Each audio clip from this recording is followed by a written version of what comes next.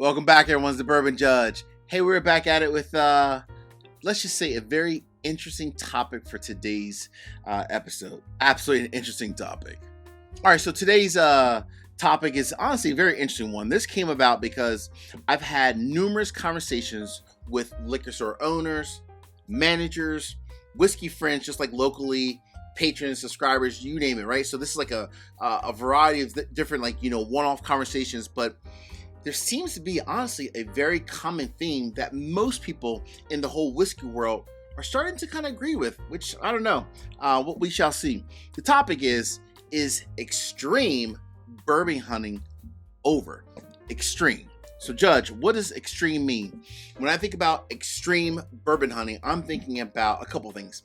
Number one, people like camping out, sleeping like, in front of liquor stores for like 1 day or 2 or even 3 days before some massive release of, X, Y, and Z highly allocated bottles coming to the store.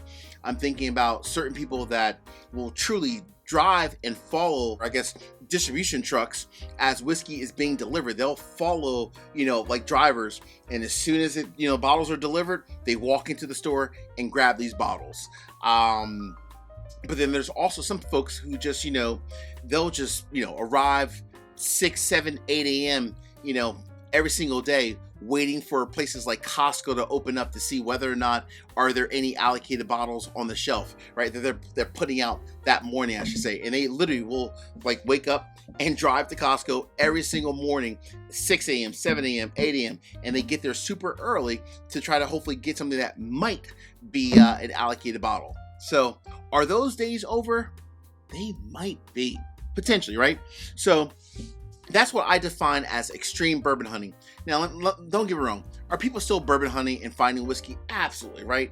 As an example today, I went out, my family and I, my girls were shopping, and I hit a couple different liquor stores. I wasn't looking for anything in particular. I just wanted to kind of see what was available. Are there any cool single barrels that might be there that I might want to buy? But I wasn't looking for Jack Daniel's 14. I wasn't looking for Heaven Hill 19 and so forth. I was truly just looking for whiskey. So that's like normal bourbon hunting. I think those days are still here, but the extreme bourbon hunting days, they might be over, potentially. So I'm going to give you 7 different, let's call it, reasons that most people believe these extreme bourbon hunting days might be over. Cool? All right. And then at the end, drop me a comment. Let me know whether or not if you agree with this whole concept. So the first one is, let's call it the rise of tequila. People starting to really love high-end tequila.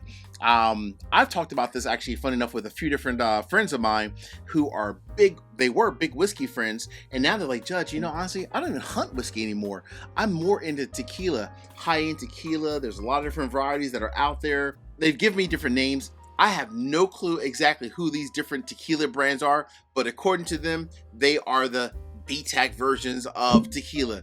And they're telling me, Judge, tequila is on the rise. It's the next big thing.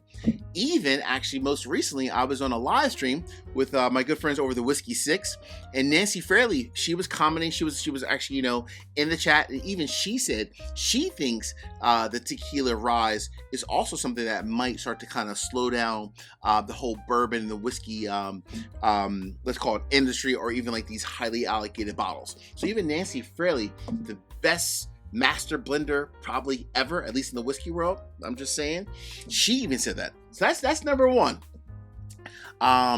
Number two, I think a lot of people are honestly just tired of doing those different things like camping out. I think people are tired of that in terms of having to camp out for 2 to 3 nights, and you might get maybe like a Jack Daniel's 10-year, right? Is camping out for 3 days really worth it if you might end up with a bottle of Jack Daniel's 10-year? Hey, I love Jack Daniel's 10-year by itself, but am I sleeping out overnight 2 to 3 nights just to get 1 bottle of Jack Daniel's 10-year? Not me. I'm not doing it. And honestly, I talked to a lot of other people. They're like, Judge, I'm not doing that either. And that's no shade to Jack Daniel's 10-year, right? I love Jack Daniel's 10-year, but I'm just giving that example as 1 bottle.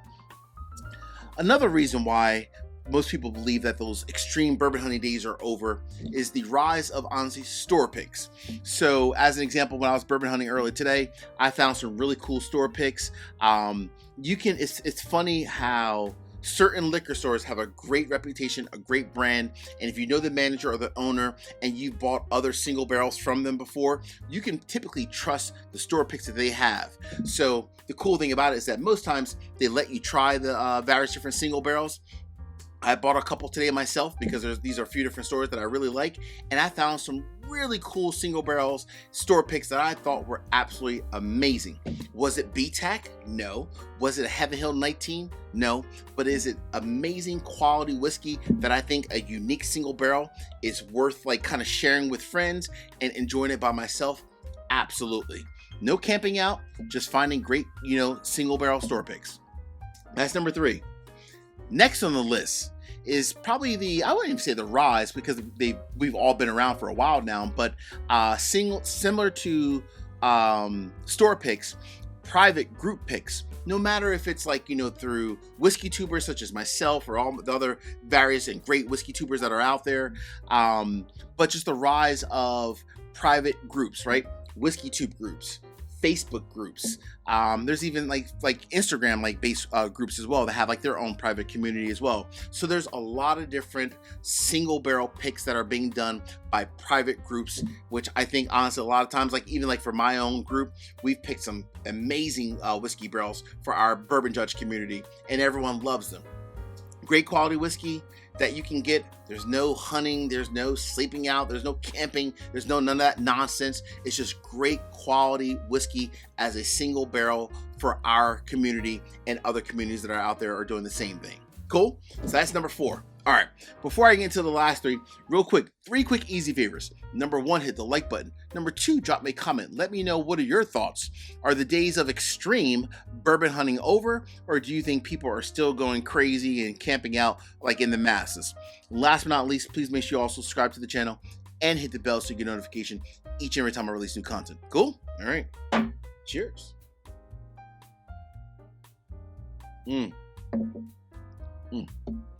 Great quality whiskey, single barrel, just a single barrel, great quality whiskey. I didn't have to camp out for it, just a single barrel I got as a store pick. All right, so Judge, what is number 5? And 5, I guess the 5th reason why potentially the extreme bourbon hunting might be coming to an end. Honestly, I think a lot of people have said, you know what, Judge, I value my time. I value my time. I value just not, wasting it, sleeping out, camping overnight, waiting for hours and hours and hours to hopefully get a bottle of whiskey. I think, when I think about the value of time, to me, I think the whiskey consumers, all of us out here, are way more educated now as opposed to maybe 3, 4, 5, 6 years ago. We're way more educated. We understand the different brands. And I think people understand that you can find great quality whiskey without it always having the BTAC name or the Heaven Hill or Buffalo Trace X, Y, and Z. So again, people are valuing their own time. They really are. Number 6, oh boy, this is probably the one item that I think hits home the most. Take away all of the time it takes to bourbon hunt, take away the time it takes to camp out and all that nonsense. The 6th reason why people are probably honestly tired of extreme bourbon hunting is just price increases. Look at bottles like, I'm thinking of, Midwinter's Night Dram. Midwinter's Night Dram used to be like a $80, $85, $90 bottle. Came out once a year. Everyone loved it. It was great, right? Now the price is essentially almost double, $160 for the most part. And guess what? Now you see Midwinter's Night Dram just sitting on shelves. I see it all the time now, right? All my local stores, they're just sitting there because who's buying a $160 bottle of Midwinter's Night Dram? Back when it was like $90, $85, $90, sure, absolutely. But now the price is doubled. Absolutely not. I think honestly, just prices of whiskey just rising in general has caused people to say, you know what, I want to buy great quality whiskey. I'm not just going to buy this one-off, unique batch that comes out one time per year because the distillery has now decided to double the price. People are getting smart. They really are. Us whiskey consumers are truly getting smart. Judge, what is the last reason, the number 7 reason of why extreme bourbon hunting might be coming to a cause, right? slow down, if you will. The seventh reason is I think a lot of people are no longer willing to just say, you know what? These bottles are available, but I have to pay secondary prices. I have to go onto like Facebook. I have to go onto all these various like private groups and just pay 3, 4, 5 times the price of or MSRP of the bottles, right? So I think people are tired of honestly paying secondary prices, and they're tired of even going to their liquor stores and, you know, their liquor store owners marking things up 5, 6, 7 times the MSRP. People used to do that. They used to walk into a liquor store and say, you know what? Hey, it's the bottle of Pappy. It's there on the shelf. It's, you know, or in the case rather. It's $3,000, but you know what? I'm gonna go and grab it because it's a Pappy 10 or Pappy, you know, oh rip, Pappy 12, Pappy 15. People aren't doing that anymore. You're seeing a ton, and I mean a ton of highly allocated bottles just sitting on the shelves because they're marked up $2,000, $3,000, $4,000. It's all over.